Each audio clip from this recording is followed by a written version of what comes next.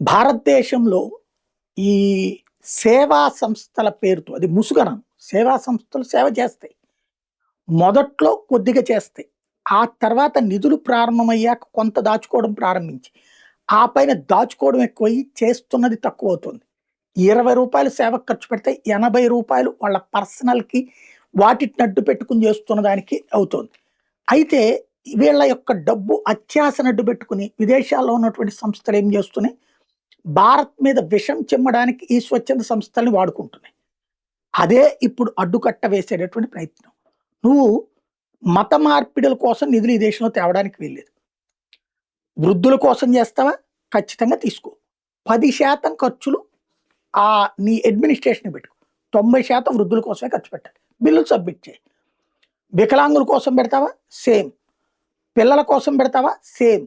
ఇవన్నీ చెయ్యి, చూపించి నిరూపించుకో. సింపుల్ ఇది.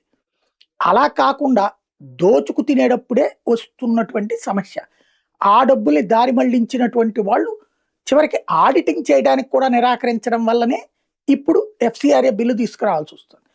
ఆ బిల్లొస్తే నిజమైనటువంటి బాధితులకి సాయం అందించే పరిస్థితులలో సంస్థలు ఉండకపోవడం వాస్తవం. బట్ చిత్తశుద్ధితో పనిచేసే సంస్థలు ఎక్కడికి పోవు.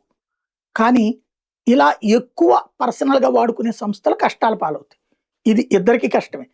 వీళ్ళని తినేద్దాంలే, పోనీలే తినేద్దామంటే ప్రపంచం ముందు భారతదేశం పరువు తీస్తుంటారు.